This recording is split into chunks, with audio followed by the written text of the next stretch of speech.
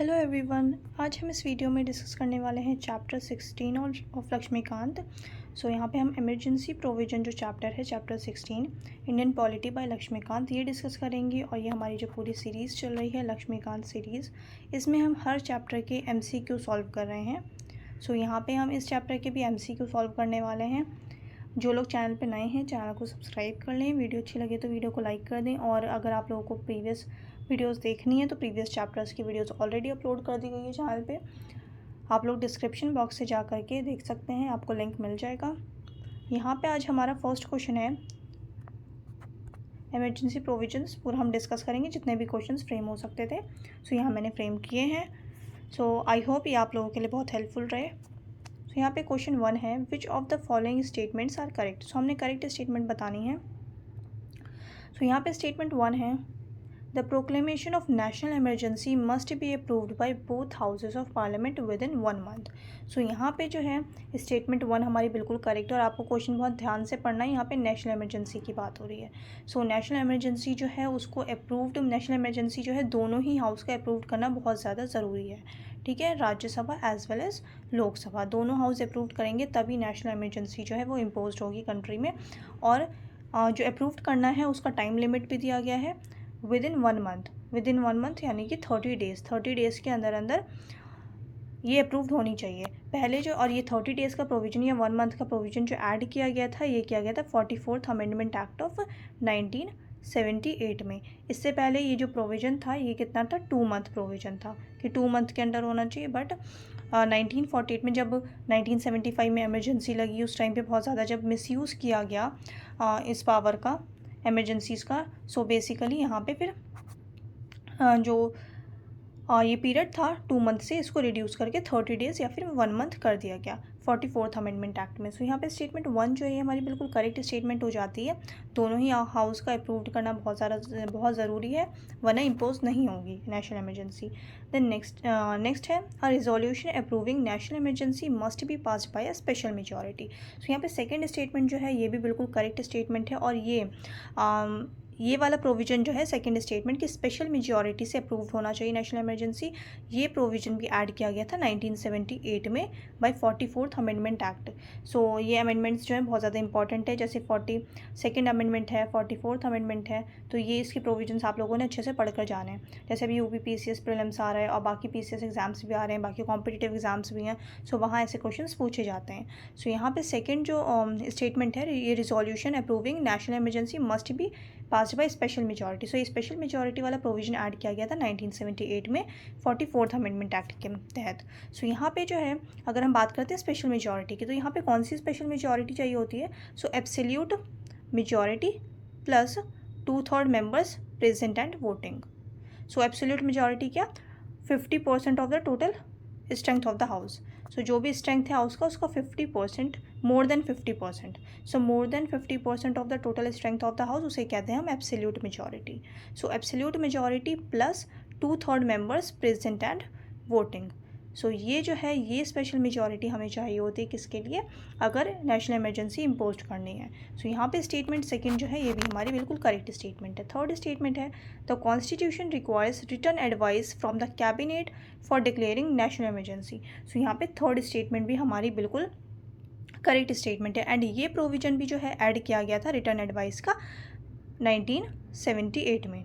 1978 में इस प्रोविजन को भी ऐड किया गया था बाय 44th अमेंडमेंट एक्ट। यहाँ पे थर्ड स्टेटमेंट भी हमारी बिल्कुल करेक्ट हो जाती है। और यहाँ पे एक और चीज़ ऐड की गई थी कि रिटर्न एडवाइस जो होनी चाहिए कैबिनेट की होनी चाहिए। अलोन प्राइम मिनिस्टर अगर अकेले हैं, अलोन अगर वो ऑर्डर दे रहे हैं कि इम्पोज करना है तो ऐसा नहीं होगा। तो ये सारे प्रोविजंस जो है 44th अमेंडमेंट एक्ट में 1978 में ऐड किए गए थे ताकि अब कोई भी नेशनल इमरजेंसी का मिसयूज़ ना कर सके। जैसे हमने 1975 में देखा, इमरजेंसी इम्पोज हुई थी, बहुत ज़्यादा ह्यूमन राइट्स वायलेशन किया गया था उस टाइम पे। इन सब चीज़ों को, इन मिसयूज़ को रोकने के लिए ये सारे प्रोविजंस ऐड किए गए थे। यहाँ पे कैबिनेट का रिटर्न एडवाइस बहुत ज़्यादा ज़रूरी है। यहाँ पे ये प्रोविजन ऐड किया गया था 1978 में, सेकेंड वाला भी एंड फर्स्ट जो है जो रिड्यूस कर दिया गया था 2 मंथ टू 30 डेज़ या फिर 1 मंथ कर दिया गया था। ये तीनों ही प्रोविजंस ऐड किए गए थे 1978 में बाय 44th अमेंडमेंट एक्ट। यहाँ पे जो हमारा राइट आंसर हो जाएगा वो हो जाएगा option C 1, 2 and 3। The next question is, what conditions are needed to extend president rule. अब यहाँ पे बात हो रही है प्रेसिडेंट रूल की, बियॉन्ड 1 ईयर। अगर प्रेसिडेंट रूल को 1 ईयर से ज़्यादा एक्सटेंड करना है तो उसके लिए क्या कंडीशंस होनी चाहिए, ठीक है, क्या ऐसे रीजंस होने चाहिए जो एक्सटेंड किया गया है प्रेसिडेंट रूल। सो यहाँ पे national emergency must be in operation in the whole और any part of India. Then second है election commission must certify that assembly elections can not be held. Then the governor must recommend extension. So यहाँ पे जो है third statement को तो हम पहले एलिमिनेट कर देते हैं कि थर्ड जो है बिल्कुल इनकरेक्ट है, कि गवर्नर का रिकमेंडेशन ज़रूरी नहीं है एक्सटेंशन के लिए, ठीक है। प्रेसिडेंट रूल को अगर एक्सटेंड करता है तो इसमें गवर्नर का कोई भी रोल नहीं होता है। देन यहाँ पे अगर हम सेकेंड स्टेटमेंट की बात करें तो सेकेंड स्टेटमेंट बिल्कुल करेक्ट है। अगर प्रेसिडेंट रूल है किसी स्टेट में तो वहाँ पे अगर इलेक्शन कंडक्ट नहीं हो सकते किसी रीज़न की वजह से और इलेक्शन कमीशन सर्टिफाई करे तो उसके बाद प्रेसिडेंट रूल को एक्सटेंड किया जा सकता है। सो यहाँ पे सेकंड स्टेटमेंट बिल्कुल करेक्ट है। इलेक्शन कमीशन मस्ट सर्टिफाई, और ये कंपलसरी इलेक्शन कमीशन के लिए कि अगर इलेक्शन की कंडीशंस नहीं है, नहीं इलेक्शन हेल्ड करवा सकते, सो यहाँ पे जो है मस्ट सर्टिफाई, ये बिल्कुल मैंडेटरी है इलेक्शन कमीशन पे कि सर्टिफाई करे कि अभी इलेक्शन कंडक्ट करवाना पॉसिबल नहीं है, ठीक है। सो यहाँ पे मस्ट है। So election commission must certify that assembly elections can not be held. So यहाँ पे सेकंड स्टेटमेंट हमारी बिल्कुल करेक्ट स्टेटमेंट है।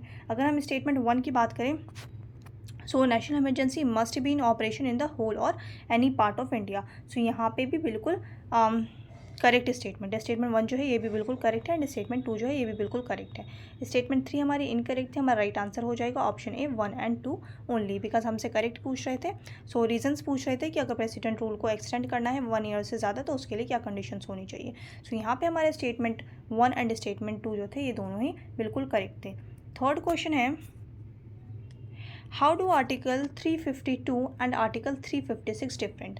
सो आर्टिकल 352 एंड आर्टिकल 356 जो है डिफरेंट कैसे है।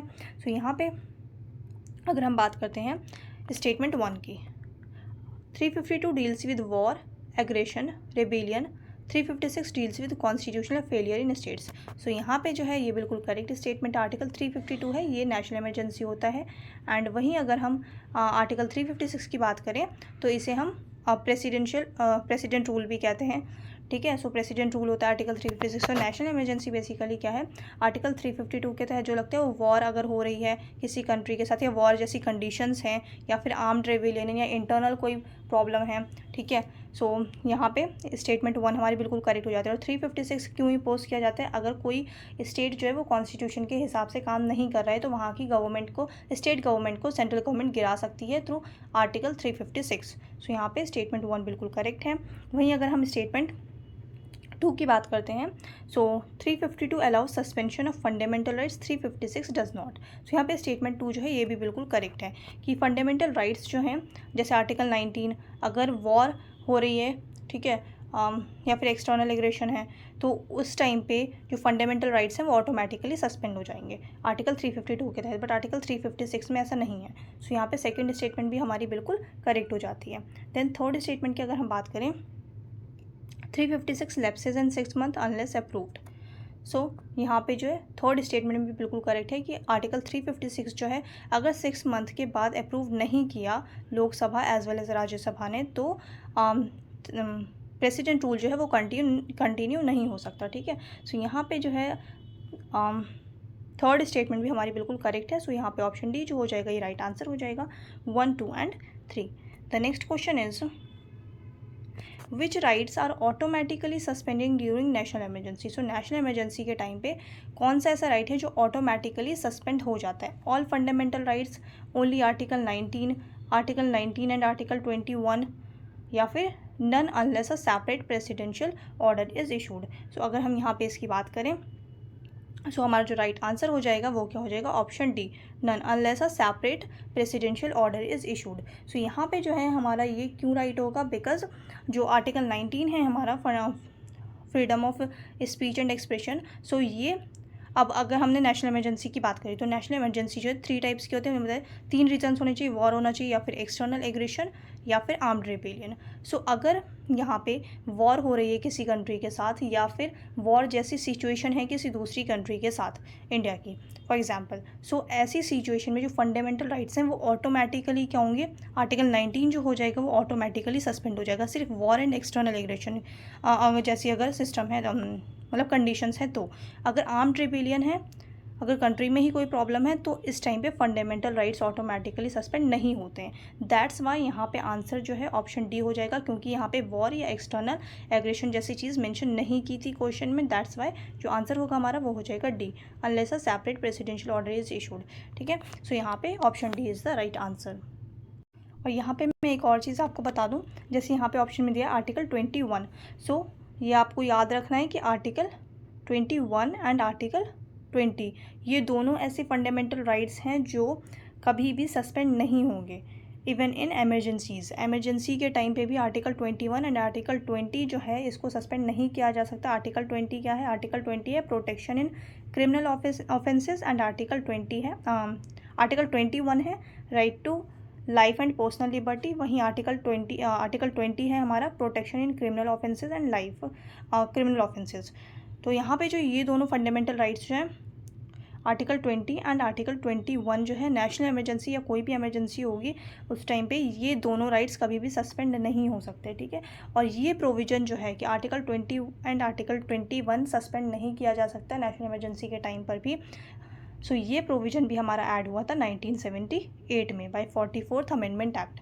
सो यहाँ पे ये चीज़ भी आपको याद रखनी है, इंपॉर्टेंट फैक्ट है, क्वेश्चंस बनते हैं यहाँ से। नेक्स्ट क्वेश्चन है विच amendment replaced internal disturbance with armed rebellion. अच्छा, पहले ओरिजिनली कॉन्स्टिट्यूशन की अगर हम बात करें तो ओरिजिनली कॉन्स्टिट्यूशन में क्या मेंशन था?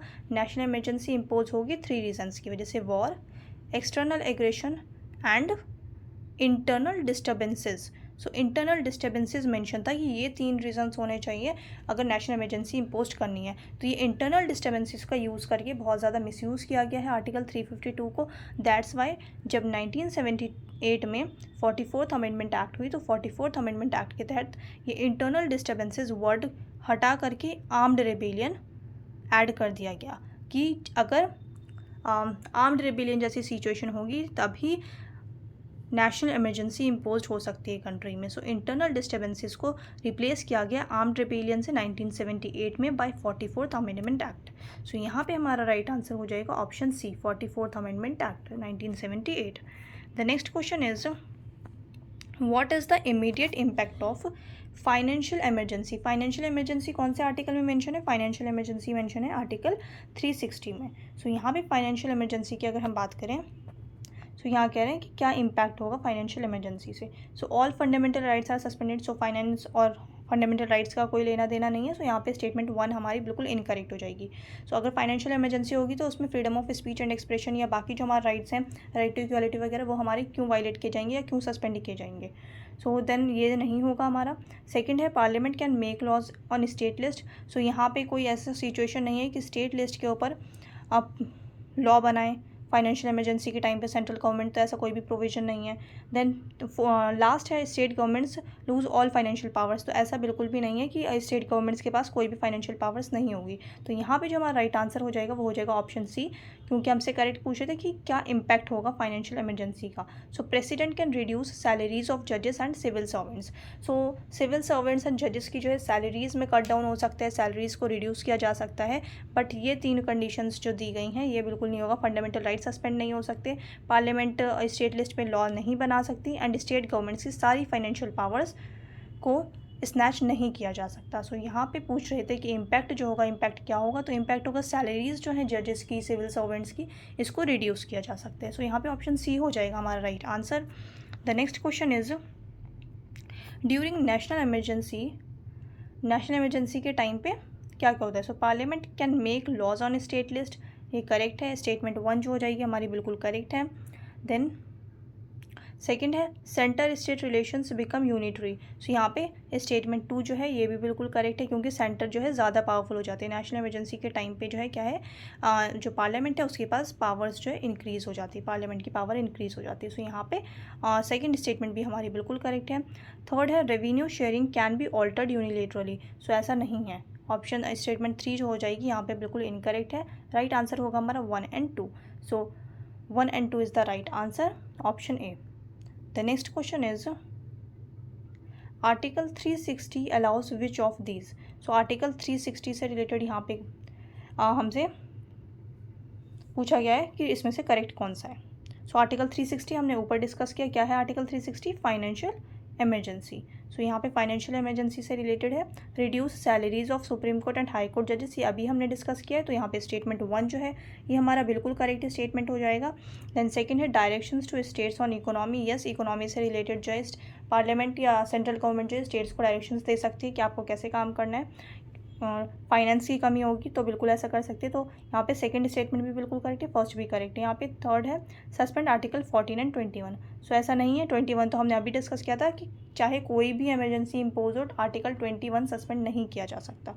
सो यहाँ पे स्टेटमेंट 3 जो है हमारी बिल्कुल इनकरेक्ट हो जाती है। राइट आंसर पूछ रहे थे, 1 and 2 is the correct answer. So option A is the right answer. The next question is what did the 44th amendment act do. So अभी हमने काफ़ी सारी चीज़ें डिस्कस की, अब यहाँ पूछे 44th अमेंडमेंट एक्ट में क्या क्या चीज़ें की गई थी। So made president's rule subject to judicial review. Yes, so यहाँ पे स्टेटमेंट 1 हमारी बिल्कुल करेक्ट है।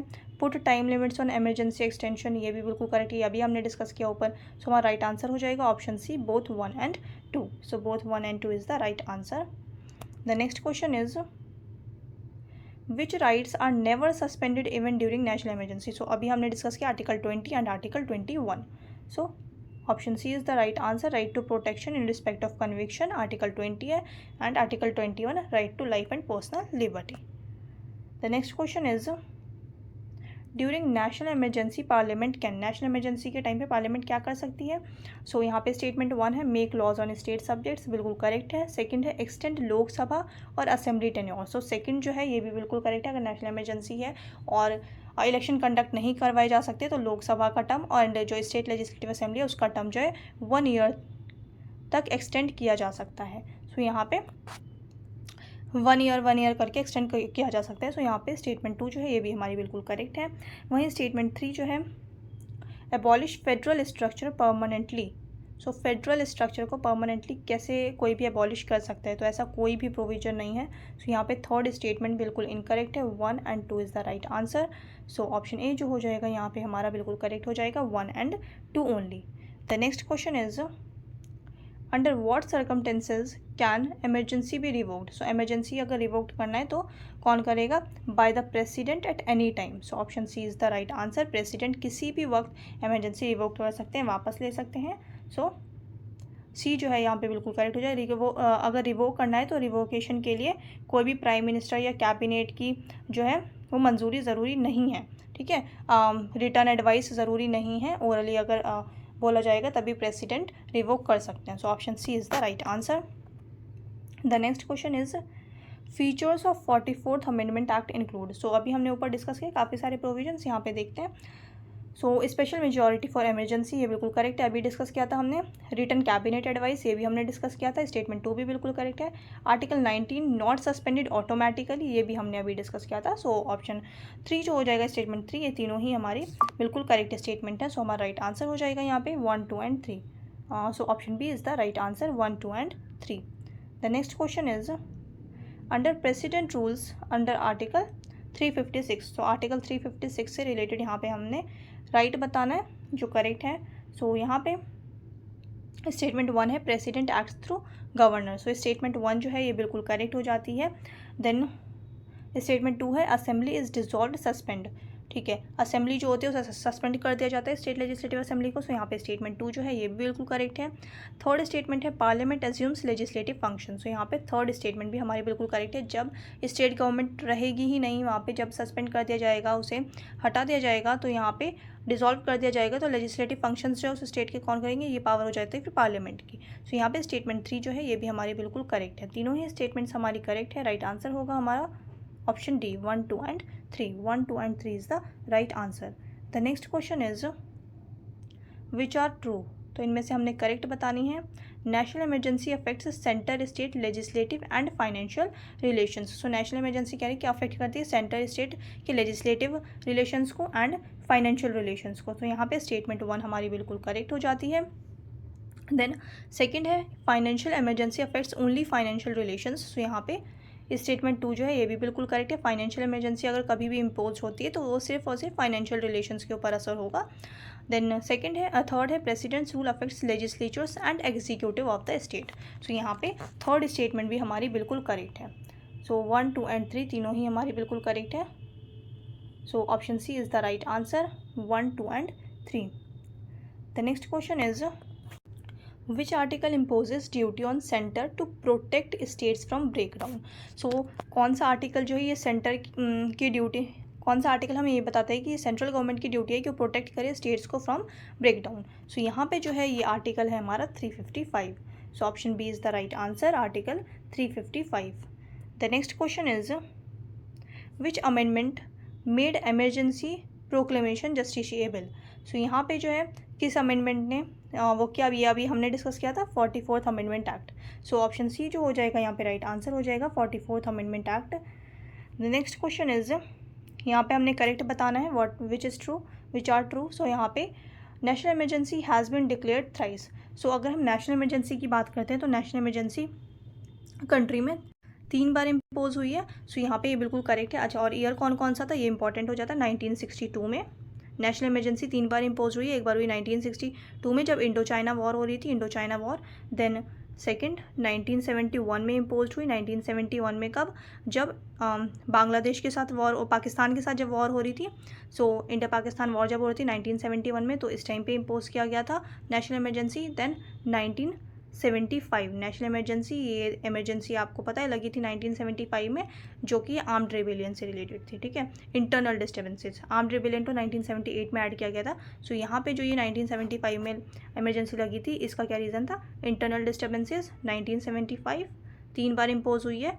और फिर इमरजेंसी लगी थी 1962 में, सबसे पहले लगी थी जब इंडिया चाइना वॉर हो रहा था। एंड देन तीनों ही रीजंस की वजह से लगी, आपको पता होना चाहिए। इंटरनल डिस्टर्बेंसेस की वजह से 1975 में, एंड जब वॉर हो रहा था प्रॉपर 1962 में, एंड 1971 में एक्सटर्नल एग्रेशन पाकिस्तान के साथ। ठीक है, सो यहाँ पे 3 बार इम्पोज हुई है नेशनल इमरजेंसी, डिक्लेयर की गई है 3 टाइम्स, 1962, 1971 एंड 1975। तो ईयर भी इंपॉर्टेंट है, आपको पता होना चाहिए। सो यहाँ पे स्टेटमेंट 1 हमारी बिल्कुल करेक्ट है। And financial emergency was once used. So नहीं है, बिल्कुल इनकरेक्ट है, बिकॉज फाइनेंशियल इमरजेंसी कभी भी इम्पोज नहीं हुई है। बल्कि 2008 में जब ग्लोबल क्राइसिस आए थे, पूरी दुनिया अफेक्ट हुई थी उस चीज़ से, बट इंडिया एंड चाइना 2 ऐसी कंट्री थी जिनके ऊपर अफेक्ट नहीं हुआ था ग्लोबल क्राइसिस का। तो यहाँ पे फाइनेंशियल इमरजेंसी कभी भी इम्पोज नहीं हुई है कंट्री में। थर्ड है यहाँ पे president's rule has been used in every state at least once. So यहाँ पे जो है थर्ड स्टेटमेंट भी हमारी बिल्कुल करेक्ट है, कभी ना कभी प्रेसिडेंट रूल को इम्पोज किया गया है हर स्टेट में। सो ये आप लोगों को अगर जानना है तो आप लोग सर्च करके देख सकते हैं कि कौन सी स्टेट में कब इमरजेंसी लगी थी। सो यहाँ पे जो है थर्ड स्टेटमेंट भी हमारी बिल्कुल करेक्ट है एंड फर्स्ट भी करेक्ट है। सेकंड स्टेटमेंट इनकरेक्ट हो जाती है, हमारा राइट आंसर हो जाएगा option A 1 and 3। 1 and 3 because हमसे करेक्ट पूछ रहे थे। सो 1 एंड 3 जो हो जाएगा ये राइट आंसर हो जाएगा। The next question is which rights can be suspended विया प्रेसिडेंशियल ऑर्डर ड्यूरिंग एमरजेंसी। सो एमरजेंसी के टाइम पे प्रेसिडेंशियल ऑर्डर के थ्रू कौन सा फंडामेंटल राइट जो है वो सस्पेंड होगा। सो यहाँ पे जो है सारे ही हो जाएंगे एक्सेप्ट आर्टिकल 20 एंड आर्टिकल 21। ये हमने पहले डिस्कस किया था, आर्टिकल 20 एंड आर्टिकल 21 किसी भी कीमत पर सस्पेंड नहीं किए जा सकते। सो सारे फंडामेंटल राइट्स प्रेसिडेंशियल ऑर्डर के थ्रू सारे ही फंडामेंटल राइट्स जो हैं वो सस्पेंड किए जा सकते हैं except article 20 and article 21। So all except article 20 and article 21। हमारा जो राइट आंसर हो जाएगा वो हो जाएगा ऑप्शन सी।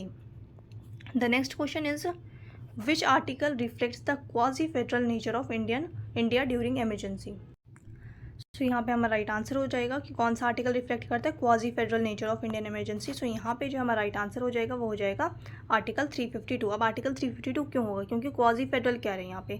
क्वाजी फेडरल मतलब कि वो सेंट्रल गवर्नमेंट की भी पावर्स होंगी एंड स्टेट गवर्नमेंट की भी। सो सेंट्रल गवर्नमेंट ज़्यादा पावरफुल हो जाती है आर्टिकल 352 में। बट ऐसा नहीं है कि फेडरल स्ट्रक्चर को बिल्कुल ही हम इग्नोर कर देते हैं या फिर सस्पेंड कर दिया जाता है स्टेट लेजिस्लेटिव असेंबली को, तो ऐसा नहीं होता। ये आर्टिकल 352 की बात हो रही है national emergency. So national emergency के टाइम पे स्टेट वैसी ही रहती है, बस स्टेट्स की थोड़ी सी पावर स्नैच कर ली जाती है।